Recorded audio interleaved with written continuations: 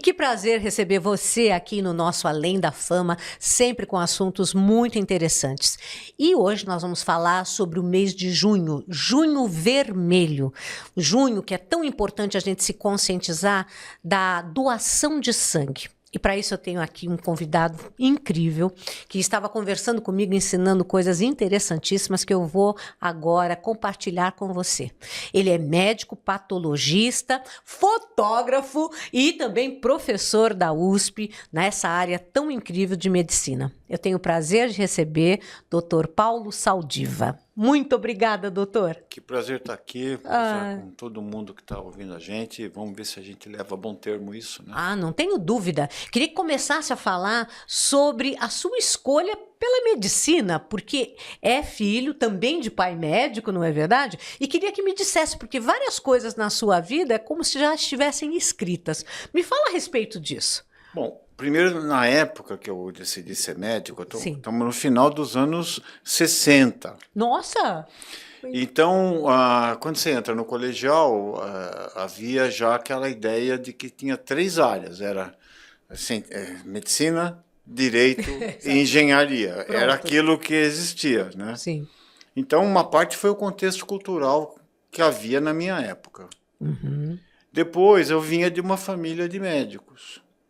Então, isso já me levou para a medicina. E a medicina é legal, né? Porque a medicina, você acaba descobrindo que você pode ser missionário atendendo em lugares pobres, você pode ser sociólogo para entender as bases sociais da medicina, você pode ser historiador para saber como que, olhando para trás, as doenças evoluíram. Nossa, é verdade. Você pode ser físico fazendo radioterapia, você pode ser químico, você pode ser... digamos, você pode ser polícia fazendo investigação, você pode ser bombeiro atendendo na rua, e dá para ser médico também. Uhum. Então, ela dá uma exposição muito grande a um conjunto de conteúdos que te permite depois, à medida que você vai evoluindo, voltar a fazer aquilo que você imaginava que tinha que optar logo no começo. Certo. Mas com uma grande vantagem, você tempera com o ser humano, com as propriedades, com o diálogo com o ser humano e com as necessidades do ser humano. Então a medicina fica numa área que ela talvez seja a mais humana da ciência, das áreas exatas, e a mais exata das áreas das humanidades. Nossa, que interessante. Então, por isso que eu achei que a medicina foi uma boa escolha, porque ela me permitiu uma flexibilidade de opções muito grande. E como entrou na USP? Porque vocês não sabem, o doutor, ele tem aquela dificuldade de foco, né? O déficit de atenção. Ele estava me contando que ele não tinha um caderno. E pergunto eu, como entrou na USP em medicina sem ter as suas anotações? Qual era o método que utilizava? Bom, eu estudava, mas eu era obrigado a estudar em grupo, né? E aprendendo, né? E depois, quando você entra na faculdade, você tem coisas que de um lado, elas te dão muito receio, então criam um hiperfoco. E de outro lado, elas têm muito encantamento pelo ato de você estar conversando com pessoas, de você estar estudando um problema novo, da descoberta, né? Então, a medicina tem vários hiperfocos. E aí você pega e vai juntando, né? Por exemplo, aqui eu estou olhando, se eu fosse um bebê, eu ia enxergar uma xícara. Aí quando eu estivesse pegando na xícara, eu descobri que ela tinha um buraco e uma alça. Aí você junta essas 3 coisas e fala, isso aqui é uma coisa de bebê. Perfeito. Então esse é o ato criativo de você juntar as coisas que aparentemente não tem conexão. Sim. E aí você dá uma unidade. E isso ajuda com as pessoas com distúrbio de atenção a descobrir a unidade. Fantástico. Porque elas olham as coisas com vários níveis, então você junta isso. Então isso é uma das coisas que é bom. Você desenvolve aprendizado, né? Com certeza. Como você vai atingir aquele objetivo. E também ele é músico, o senhor toca também saxofone, não é verdade? Isso, toquei tocava saxofone quando meus filhos eram pequenos, e eu sempre andei de bicicleta, e a minha mulher estava no doutorado, passou para mim aquela tarefa, diz que mulher não trabalha, né? Ai, como, né? Que não, né? Do lar, né? Sim. Que era de... só que ela foi fazer doutorado. Nossa. Então, aí sobrou, eu levava, quando eles eram muito pequenos, para a escolinha de bike, Olha. mas depois não dava mais. Sim, já estavam Então grandinhos. sobrou para mim, durante um período, levar de carro. E eu não estava acostumado a pegar congestionamento. Sim. Aí eu falei, bom, o que eu vou fazer? Aí eu peguei, né? Vou comprar uma gaita que cabe no bolso. Aí você ligava o rádio, que na época era rádio, Sim. e fazia harmonia ali. Nossa. Então eu aprendi a tocar no trânsito. Né? Os congestionamentos foram para mim uma forma de você aprender a tocar um instrumento. Gente, fantástico. E isso que é legal, né? Então, uma pastilha durante um tempo gaita, quando a gente tinha um apartamento pequeno, não podia fazer muito barulho, a gaita tinha um volume. Sim. Agora que eu estou, mas já meus filhos não estão mais em casa e tem um apartamento maior, eu consigo voltar para o saxofone. Não, bárbaro. E aí, como é que foi ir para patologia, não é? Porque tem todo um estudo muito abrangente da sua parte com relação ao meio ambiente, com relação a essa questão tão importante, e isso eu imagino lá atrás. Como é que foi ir para essa área? Porque parece que as coisas já estavam escritas. Me conte. Então, isso foi fruto das circunstâncias. Né? Primeiro, eu era muito novo, né, na faculdade de medicina, eu estava... Quando eu tinha 22 anos, eu estava atendendo eu estava responsável por um leito de uma moça que tinha a minha idade e que teve uma doença que ninguém conhecia. E ela acabou morrendo. Então, a ideia de ter uma pessoa, né, da minha idade morrer, e por circunstâncias ela tinha drenos de tórax, porque davam umas coisas que chamam pneumotórax, quando o pulmão vaza. Eu retirei um fragmento pelo dreno, pós-morte, e falei, um dia eu vou descobrir. E aí a medicina também, eu não estava preparado para ter o sofrimento de um hospital, né, da perda. Eu era muito imaturo e continuo. Eu tinha uma espécie de adolescência encruada, né? Eu falei, bom, vou estudar patologia, que pelo menos é a área da medicina que permite diagnóstico e descobrir os mecanismos. Certo. Bom, acabamos descobrindo o que era aquela doença.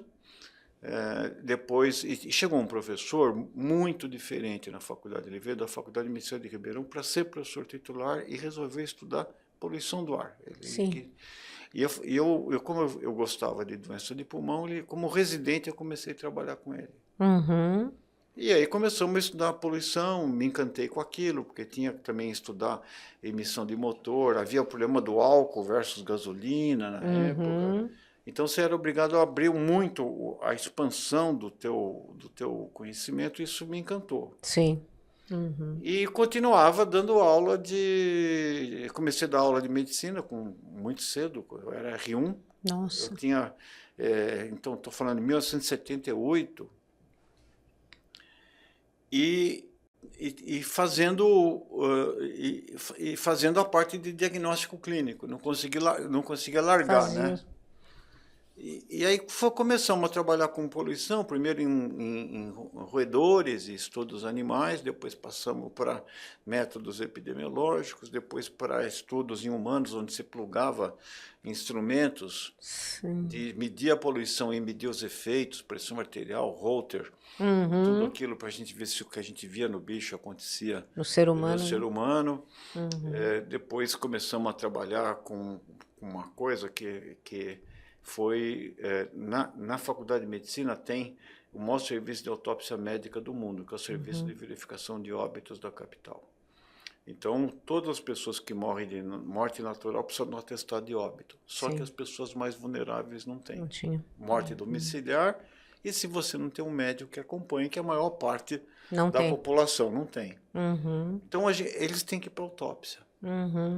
E o que justifica? Então, aí você começa a ver que eles vêm de diferentes lugares, conversa com a família, pergunta, e eles vão dando as informações de vida, e aí a gente descobre que você consegue ler a cidade. Quer dizer, se a cidade fosse composta, cada bairro é um órgão, e nós, as células que constituímos esses órgãos, você consegue ler a mensagem, a impressão digital da cidade no corpo das pessoas. Entendo. Os idosos que têm escara, é difícil você cuidar de uma pessoa acamada se você tem que ganhar vida para trabalhar, né? Então você começa a ver sinais tanto sociais, econômicos, mas também biológicos. Você pode medir, posso garantir para você que todas as pessoas que moram em São Paulo têm uma tatuagem de carbono negro no pulmão, de fuligem. Por causa dessa poluição. Então, quem trabalha com limpeza sabe que a cortina fica escura. Quando você passa um lenço na testa, com certeza. Só que o pulmão tem 100 metros quadrados. Uma parte ele se livra, outra parte fica lá inflamando. Então, é assim como se fuma, né? Sim. Agora, que eu achei também muito interessante quando estava explicando que a importância da doação de sangue, ela é realmente fundamental, porque o número de traumas, né, de pessoas que sofrem traumas, tanto de violência como de acidentes, é muito elevado. E aí estava me explicando isso com relação à guerra. Me explica um pouquinho quanto tempo uma bolsa de sangue ela pode ser preservada e pode ser útil para as pessoas. Então, o Hospital das Clínicas, isso aprende também com as pessoas falecidas de trauma. Ah, é? É, porque o Hospital das Clínicas, ele é um hospital de referência para trauma. Então, só vem trauma grave. Sim. Hoje, o pronto-socorro nosso só recebe gente que foi o CROSS, o serviço de referência, ou o helicóptero. Bom, então, as pessoas do trauma, elas, para você manter a pessoa viva, você tem que, às vezes, repor sangue. Sim. E aconteceu uma coisa interessante, porque eu fui estudar um pouquinho a história do trauma. Tá.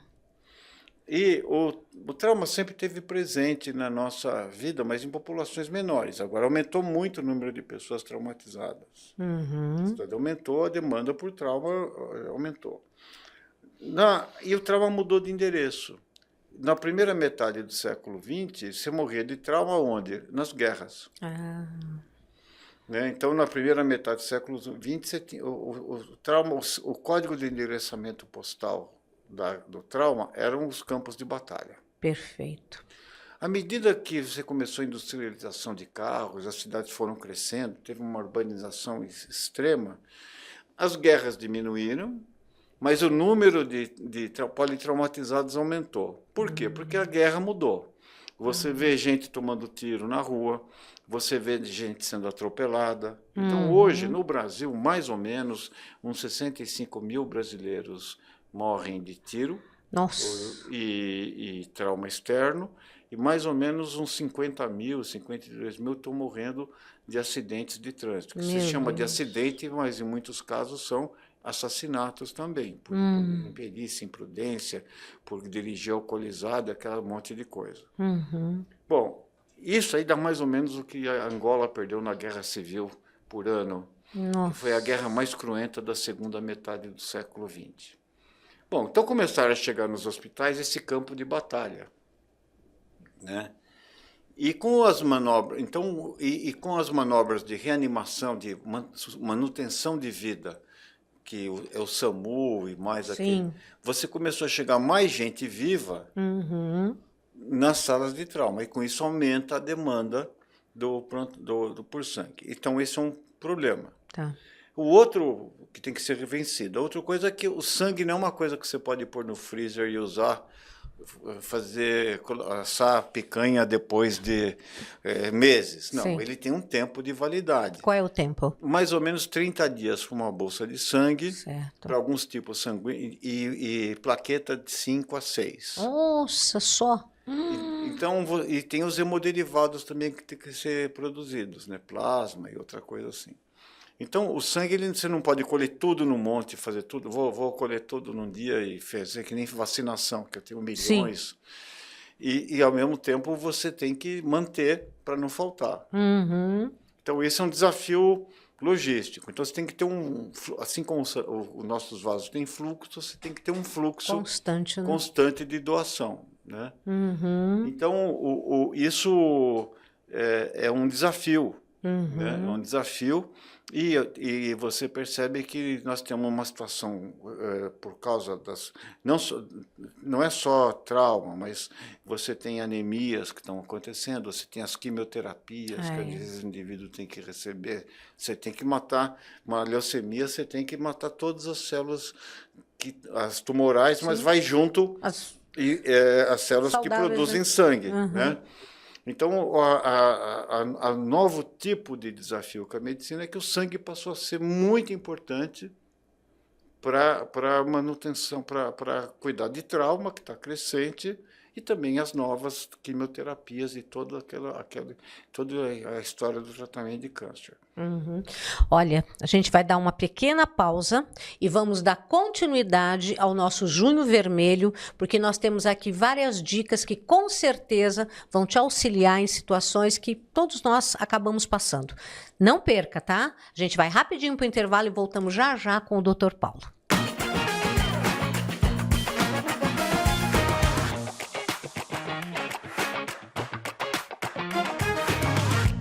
Somos a IPTV, a emissora que cresce com você.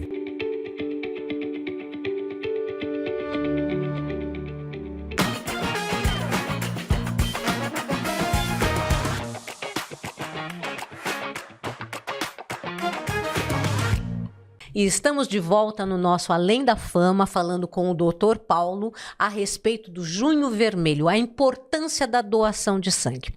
Doutor, no bloco anterior o senhor estava falando a respeito dessa importância de como o sangue hoje, mais do que nunca, é vital em decorrência do aumento de número, né, de traumas, de tudo isso que vem acontecendo na nossa vida. O que nós poderíamos fazer enquanto população para auxiliar nesse fluxo constante?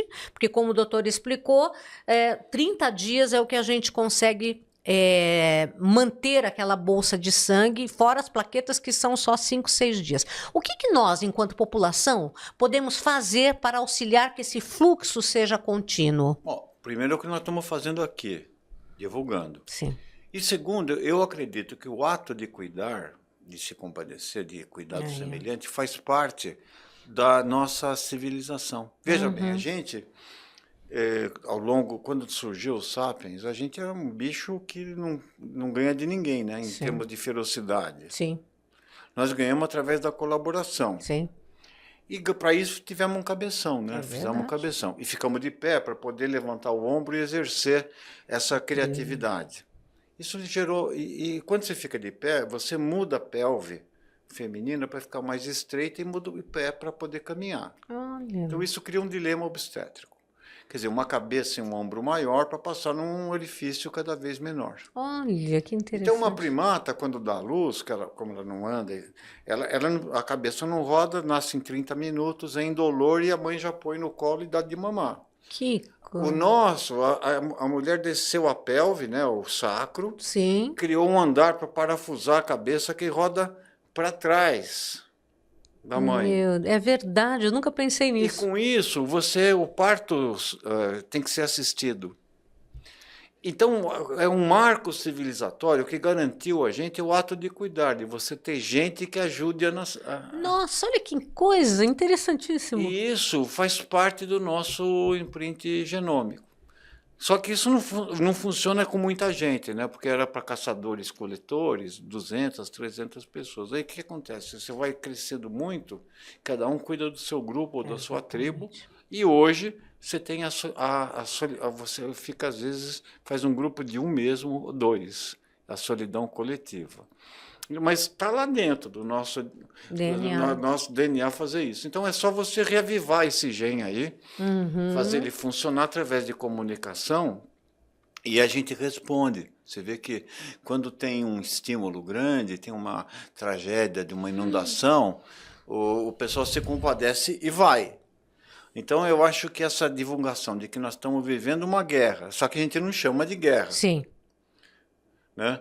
vivendo numa guerra, onde mais gente precisa, onde nós temos os hospitais que cuidam de crianças, de idosos, de anemia e que precisam de sangue, e que isso é um bem raro, eu tenho certeza que a coisa vai. Nossa, fala uma coisa tão interessante, porque realmente quando a gente tem um parente, um amigo que está hospitalizado, existe um pedido ali dos enfermeiros e tudo mais, se há possibilidade da pessoa fazer uma doação. E a gente vai e faz, porque realmente você está próximo à dor de uma pessoa que é um ente querido. Se isso fosse relembrado, por exemplo, mesmo nos cultos, em missas, que é uma forma de caridade, que você está fazendo a maior caridade, que é a doação de vida, porque o sangue é vida, né? Nossa, me veio aqui uma ideia bem abrangente do que o doutor está falando. A doação de órgão trabalhou melhor com isso, do ponto de vista de conteúdo. Por quê, doutor? Como é que explica? Porque a doação de órgão, ela tem um significado maior, porque você sabe que aquele órgão, né, e mesmo assim a perda, né, quando você perde um ente querido, falo tudo. Você quer que alguma coisa ajude a fechar o luto, que uma parte dele ajude a sobreviva e ajude alguém, né? Perfeito. Então, você não morre na doação de sangue. E a gente pensa, a gente tem então que trabalhar conteúdos que vão falar o coração das nossas pessoas para dizer que, olha, você não precisa ser extremo. Então, o equivalente doação de órgão é doação de sangue. E falou uma coisa também que me remete assim, a partir do momento que você perde um ente querido, a tua dor é tão grande que você se sensibiliza com a dor do outro. Por isso, não é? Falou, nossa, aquela pessoa pode... Eu não quero que alguém morra. Exatamente. Doutor, falou muito bem. E isso eu acho que, por isso que eu estou dizendo, a doação de órgão, que o Brasil tem um dos maiores programas de doação de órgão. É mesmo? Ele funciona bem. Então eu acho que nós temos em nossa população gente que vai doar. Lógico que também tem dificuldades intrínsecas, né? Porque, por exemplo, se o indivíduo é autônomo, tem que ganhar dinheiro. Sim. Se ele está... A gente não cuida nem de nós mesmos, né? Quantos de nós temos tempo de cuidar de nós? Trabalhamos tanto que a gente não consegue cuidar nem dos outros. Então, a gente talvez tenha que reservar um espaço, um estímulo. Eu acho que isso pode ser feito muito por empresas, né? Campanhas dentro de empresas, de companhias, né? Que faz parte de você levar, talvez, a coleta de sangue para dentro de corporações e fazer isso. Eu acho que isso seria bem legal. Com certeza. E eu vejo também, às vezes, como o trote, né? Que tem o trote também solidário, né? De você, em vez de passar por aquelas situações vexatórias, doe sangue. Doe sangue. É muito interessante. E quando você tem você podia, hoje seria um período, mas ele não pode ser um período do trote só. Sim. Ele não pode ser um período. Então você podia criar um programa de doação de sangue, onde uma empresa, além de doar dinheiro para uma coisa, motive, né? Nossa, perfeito. Os funcionários a fazer isso. Poderia começar pelas próprias empresas, né, instituições do governo, não é? Pode. Até como um exemplo, porque ali a gente parte da premissa que são coisas que devem ser repetidas, né? Então, se o governo dá esse exemplo, não é? Outras empresas também o farão. Tudo é exemplo, né? Tudo é exemplo. Tudo é exemplo. Inclusive um pai que doa sangue, uma mãe que doa sangue, evidentemente os filhos começam a ter isso como sendo um exemplo também a ser seguido, né? Como a gente doa as roupas, né? Pega os brinquedos. No inverno não tem a campanha do agasalho? Perfeito, doutor. Então isso eu acho, só que assim, o problema do sangue é a necessidade contínua. Certo. Então você manter essa mensagem, né? Por isso que aconteceu? Essas campanhas do câncer de mama, né? Das campanhas que a saúde coloca, às vezes, porque a gente sempre trata as pessoas adoecidas como pacientes. Mas, não, elas são agentes também. Então, eu acho que a responsabilidade, a saúde, né, pela nossa condição, é um direito de todos, um dever do Estado, mas é um dever nosso também. Uhum. E dentro desse espírito tribal e de colaboração, eu acho que existe espaço, e a questão é simplesmente de comunicação. Uhum. Nossa, perfeito.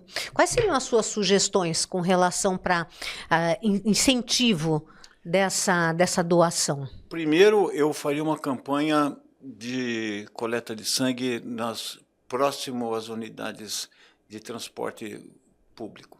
Ah, é? Metrô. Né? Porque você coloca... Veja, a pessoa acorda às 5 da manhã. Sim. Chega às 8 da noite. Então, você teria que ter um lugar que facilitasse. Não tem muita farmácia popular no metrô? Sim. Que é onde sim. a pessoa compra o remédio. É, porque está no caminho dela, então. Como podia também ter unidades básicas da saúde para controlar. Quem está às 5 da manhã com glicemia, para fazer glicemia Nossa, do diabetes? Perfeito. Então, você aproximar as pessoas da doação, para não ter que sair de onde está e desviar. Ok. Né? Eu acho que isso tá bom. E aí você ganhava do metrô não só um bilhete para você poder voltar para a catraca, mas também um certificado que você teve doando sangue. As empresas então aceitam que ele chegou aquele dia mais tarde, avisa porque ele estava fazendo um ato meritório. Doutor, perfeito. Então isso envolve, é que nem um smartphone, está tudo pronto, você já sabe onde pega o gargalo, tá tudo, é só juntar essas partes. Então, do ponto de vista de investimento, é muito baixo, eu acredito, porque, inclusive, em algumas estações do metrô, principalmente do centro, que são os grandes entroncamentos, tem muito prédio que está caído e que está precisando de reabilitação, de ocupação. Então, você pode fazer ali mesmo, né, para não fazer dentro de uma... O metrô vai dizer, eu não tenho condição de salubridade, com toda a razão. Sim. Mas você pode construir postos de doação de sangue. Como tinha um ônibus, não sei se você lembra. Lembro! Tinha um ônibus que parava ali. Exatamente. Né? Era Colsan. Era coleta de sangue, você tinha um ônibus que chegava perto das pessoas. Nossa, precisava retomar isso. Então, isso que existem soluções criativas, né? Não é à toa, quer dizer, se dá tanto trabalho para nascer e por causa do cabeção, é melhor que a gente use, né? Sem dúvida. Honre nossas mães, né? Pelo trabalho que tiveram.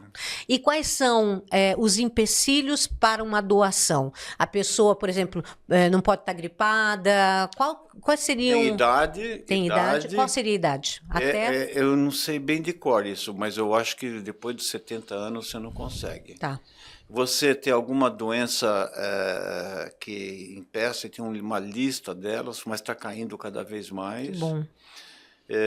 Que você tenha condições, você faça um exame clínico para saber se você está doando aquilo, porque existe o risco. Teve uma época que o sangue era pago. Sério? Então o indivíduo doava sangue só para receber dinheiro, né? Então, e esse é um problema também, né? Porque embora o material seja doado, às vezes os subprodutos não são. Então, você tem que tem questões até de você garantir a cadeia de gratuidade, né? De processamento. Então, o sangue não é uma commodity, ele é um bem comum. Perfeito. Então, mas eu acho que tem gente capaz, tem generosidade suficiente para fazer isso, como você vai hoje na Praça da Sé, vai ter gente fazendo sopa e distribuindo voluntariamente. Eu acho que existe, sim, um espaço para generosidade, mesmo nesses dias meio bicudos que a gente está passando por agora. Nossa, que lição de vida a gente está tendo, né? E a gente pode parar e analisar que, de fato, a gente pode fazer a diferença. E é num ato tão simples. A gente vai rapidinho para um break, mas já já a gente volta com mais informações importantíssimas para você com o Dr. Paulo. Até já!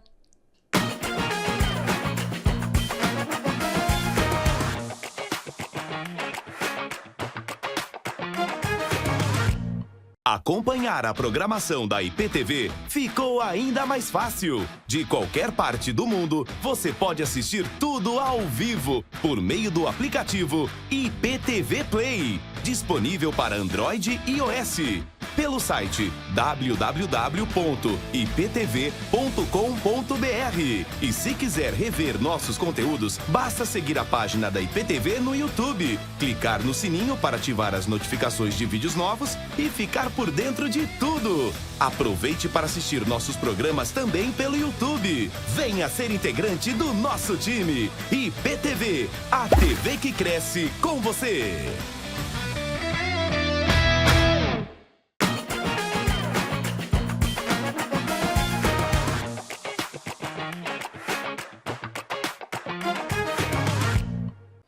E estamos de volta no nosso Além da Fama com o Dr. Paulo, falando sobre esse mês tão importante da doação de sangue, mês Junho Vermelho. E estamos aprendendo como a gente pode fazer a diferença. O doutor estava me explicando aqui que a partir do momento em que um começa a ter esse gesto, aquilo vai se dissipando em cadeias, né, doutor? Me fala sobre isso. Pois é, você não precisa fazer. O grande problema eu acho que tem um problema de comunicação. Quer dizer, você tem que... eu vou fazer uma brincadeira, né? Sim. Mas assim, você tem... Vamos pegar o ovo, o tamanho do ovo e o tamanho do cacarejo. Se você bota um ovo grande e não cacareja, é ruim. Sim. Porque ninguém fica sabendo. Sim. Se você bota um ovo pequeno e cacareja muito, também é ruim. Porque você está simulando aquilo que você não faz.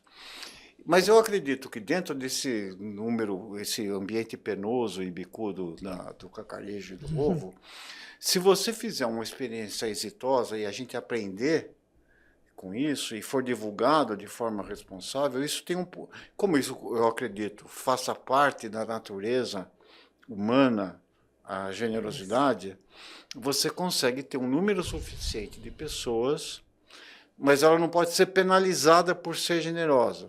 Basta o sangue que ela teve. Então, você tem que ter um acordo com os empregadores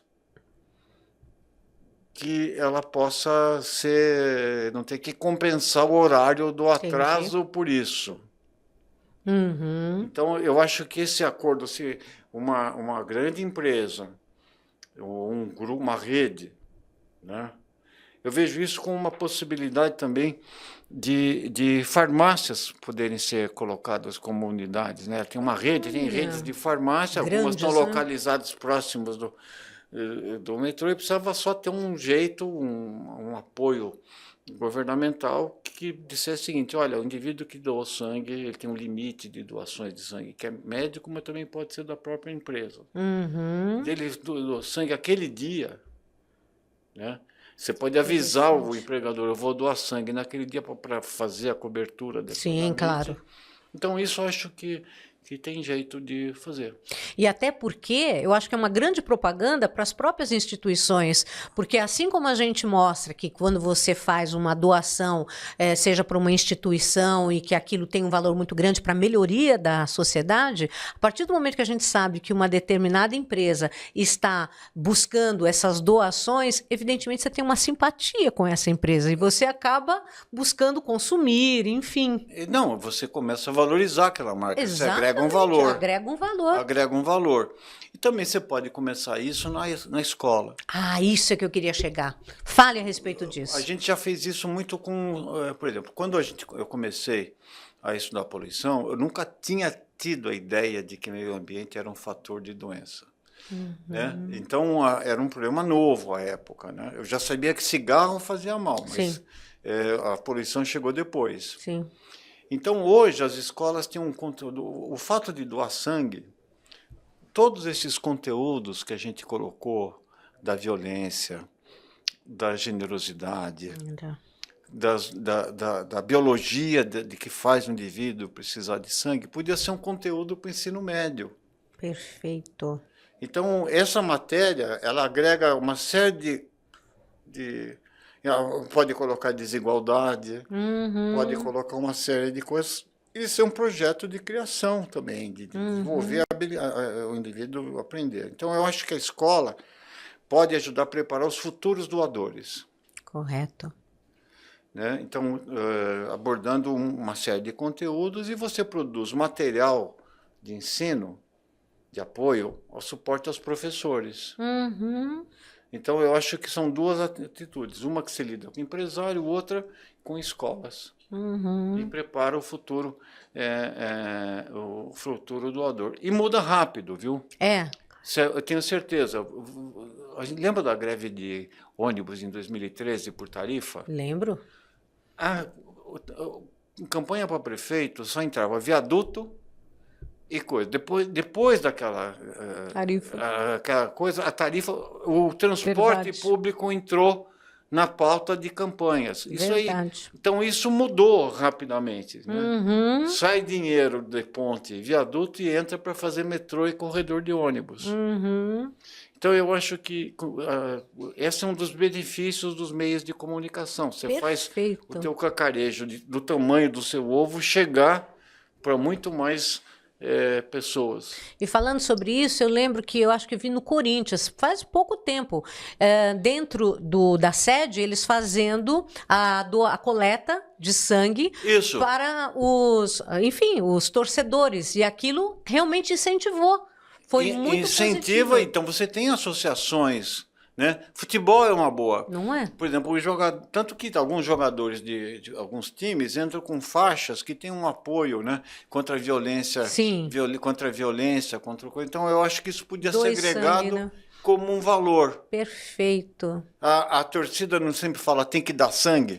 Nossa, olha o lema. Então, dê sangue pelo seu time aqui e fora. Então isso você pode colocar. Perfeito, doutor. Até me arrepiou. Porque literalmente você aí está fazendo realmente um gesto muito importante, não é? De doação, é vida. E você pode unir, né? Fazer os dois times entrarem nisso. Nossa, perfeito. Porque daí você teria a rivalidade falando assim, ó, isso aqui está acima dessa rivalidade. Doutor, fantástico. O senhor tinha que trabalhar realmente nessas campanhas políticas nesse sentido, políticas sociais com relação à saúde, porque são coisas relativamente simples e que ajudam a toda a população e fazem um diferencial. E você vê, se o seu time entrar num jogo, sim, o número de pessoas que vão ver isso. Você imaginou a campanha publicitária? Nossa, com certeza. Na vacinação o Brasil recuperou, né? Muito, com o Zé Gotinha, com o personagem, né? E os times começaram também, o futebol ajudou muito nisso, né? Perfeito. Então eu acho que existem eventos de massa que podem ajudar. Você pode dar desconto no ingresso para quem doa sangue.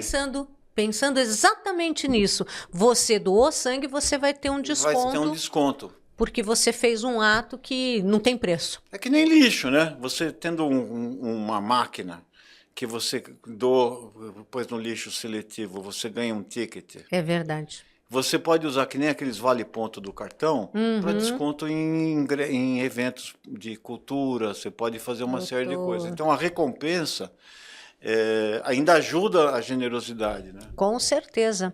E quais são os elementos que são imprescindíveis para a doação de sangue? Por exemplo, a idade. A idade mínima seria... Você agora está pegando, mas deve ser 18 anos. 18 anos. E você, pelo menos ao redor disso, quando a pessoa tem que ser maior e ser autônomo, né, para você não ter exploração né, porque acontece isso muito, né? Acontece até em violência sexual, né? De crianças e tal. Então a gente tem que ter uma autonomia, né? Sim. E você tem o limite da idade, porque a sua medula óssea, depois que vai chegando no final, você vai perdendo, né? A medula óssea vai perdendo a capacidade de regenerar, né? Tá. Então, normalmente, a gente vai perdendo 1% de área do que você tem de produção de sangue, depois dos 30, mais ou menos 1% por ano. Então, você vai chegar com uma coisa que a reserva é menor. É menor, entendo. Então, você vai tendo com o tempo impedimento. Mas isso não impede que as pessoas idosas ajudem no processo. No processo de coletar, no processo de ajudar. Quer dizer, a coleta de sangue é talvez um projeto que combina vulnerabilidade, generosidade e combina uma série de conteúdos que são importantes que servem não só para a área do sangue, vão servir para outras. A vida, né? Nesse mundo que cada vez você parece que está se envolvendo e ficando cada vez mais sozinho. É verdade. E recebi já a informação que é de 16 a 69 anos a possibilidade de você doar. Não é? Então faça esse gesto, porque realmente é muito importante. Eu sabia que 70 era o limite superior. Sim. Mas o 16 inferior. Eu não sabia. 16 anos, que bom. Teve um período, que eu peguei um período que era acima de 18. Eles já viram. Acho que eles colocaram junto com votar. Ah, pode ser. Então, eles fizeram uma coerência. Esse indivíduo pode escolher o presidente, por que não pode doar sangue? Nossa, e correto. E correto. E correto. Existe realmente, se ele tem essa responsabilidade, ele também tem a responsabilidade de saber se ele está naquele momento apto ou não a E doar. às vezes você vota em alguém que se arrepende, o sangue você não arrepende nunca. Nossa, tô adorando os seus slogans. Gente, é verdade. Você nunca vai se arrepender de doar. Esse é o voto que você não se arrepende. Meu Deus. Perfeito, doutor. Perfeito. Estou aqui com várias ideias de conversar com pessoas que eu conheço para a gente começar a fazer esse trabalho. Com relação à alimentação, a pessoa tem que estar bem alimentada para doar sangue, não dói, porque o pessoal fica impressionado de ver lá a maquininha girando. Impressiona. Sim. Porque o pessoal que não está acostumado, né? Tem a agulha da punção, né? Sim. Você sente dor por antecipação, né? Você não pode olhar. Você não pode olhar, né? Tem aquela coisa. Então tem todo um fenômeno. Mas na medida que ele doe uma vez, ele vai perceber que não é aquele bicho de 7 cabeças. E ele também pode ter história para contar em casa. Né? Foi doar sangue, doeu. Todo mundo gosta de falar das mazelas, né? Do sofrimento, colocar como heroísmo, aquelas coisas desse tipo. Né? Depende muito da personalidade. Então, tem gente que gosta de falar de doença em festa, ele vai dizer, olha, fui doar sangue e doeu. É isso mesmo. Então, eu acho mas no fundo, tem gente que doa, mas os estoques estão baixos. Muito baixos, né? Estão baixos. Pelo que o doutor falou, antigamente tinha-se... e aliás, que eu quero que fale a respeito de como foi um amigo seu que disse que se estivesse na Coreia não teria sobrevivido. Como é que é aquela história? Então, a gente... Essa é fantástica. Então, por exemplo, quer ver um exemplo um exemplo dá certo? Sim. As guerras, às vezes levam... É interessante, né? Eles levam a um grande progresso médico. A sutura nasce da guerra, as amputações, a medicina. Você não podia dissecar, né? Mas nas guerras da Idade Média você aprendia anatomia, na Antiguidade aprendia anatomia. Então levaram a grandes progressos da medicina. E também de outras vidas, o radar, tudo que ajuda, porque você começa a investir dinheiro para destruir o semelhante. E durante a Guerra da Coreia, principalmente, os Estados Unidos fez uma coisa que chamava MESH, até o nome de um filme. Eu lembro da série. Mobile Army Surgical Hospital. Eu não sabia. Isso, quer dizer, um hospital móvel que levava, em vez de trazer o indivíduo para o campo, para um hospital, você levava um hospital de campanha para o front. Certo. E também começou a ser usado, você perdia sangue, você tinha que dar veia rápido, sistemas de infusão rápida, derivados sintéticos de plasma para poder repor volume, tudo isso nasce da guerra. Bom, um cirurgião ortopédico, um cirurgião da Guerra da Coreia, ele pilotava, ele pilotava avião, ele era piloto, e ele caiu com o avião dele com a esposa e os filhos. A esposa morreu e os 2 filhos ficaram estropiados, e ele, consciente, percebeu que faltava, que se tivesse num hospital militar, não teriam morrido. Olha. E aí o que ele resolve? Ele monta um curso de capacitação das pessoas que atendem a fazer manobras de sustentação de vida até chegar num hospital. Como não existe a chance de você pôr um hospital nos lugares que tem mais acidente, você criou um sistema de trazer com a ambulância para cá. E o professor Dário Birolini, que era o chefe do pronto-socorro do Hospital das Clínicas, conhecia esse indivíduo, muito amigo, e um ano depois a gente monta no Hospital das Clínicas, que era um hospital de guerra, né, porque era aberto, e para trauma grave, um sistema que capacitou bombeiros. Escolheram o bombeiro no início por causa da disciplina e do fato deles poderem ser dispensados. O bombeiro é uma das corporações da segurança pública mais admiradas pela população. Mesmo. Verdade. E os bombeiros começaram a executar isso. Houve um mal-estar com as sociedades médicas, porque a gente estava ensinando procedimentos médicos para não médicos. Isso foi ignorado solenemente e começou a se ver que a taxa de sobrevida, a taxa de mortalidade caiu muito. Tá vendo? E com isso isso foi indo, outros hospitais seguindo, e pela força de exemplo surge a lei que cria o SAMU. Aí. Então veio de baixo para cima, mas não demorou muito tempo. Demorou 10 a 15 anos para que isso ocorresse. Então eu acredito aí que foi uma iniciativa que veio de baixo para cima, não nasce no parlamento, mas o parlamento utiliza esse conhecimento, é convencido pela existência de indicadores objetivos de ganho. Perfeito. Então, independentemente de força política, de coisa, mesmo que você... esse cuidado de querer não só fazer o bom, e também aparecer como um coautor disso, e no capital político isso conta muito. Nossa, com certeza. Quem vai se opor a um projeto desses? Então você consegue unificar mesmo as tendências mais antagônicas em cima de um projeto que é reconhecidamente bom. Doutor, foi uma aula. Eu adorei. E queria que o senhor deixasse uma mensagem para aqueles que estão aqui nos assistindo sobre essa importância da doação de sangue. Bom, a doação de sangue é extremamente importante. A gente explicou por isso que é um motivo, é um bem que você não fabrica em laboratório, ele depende da gente fazer. Algumas pessoas têm sangues mais raros, que são mais difíceis de ter, e outras são doadores universais, é o que falta mais. Na hora do aperto, você não sabe o tipo sanguíneo, você vai dar o negativo.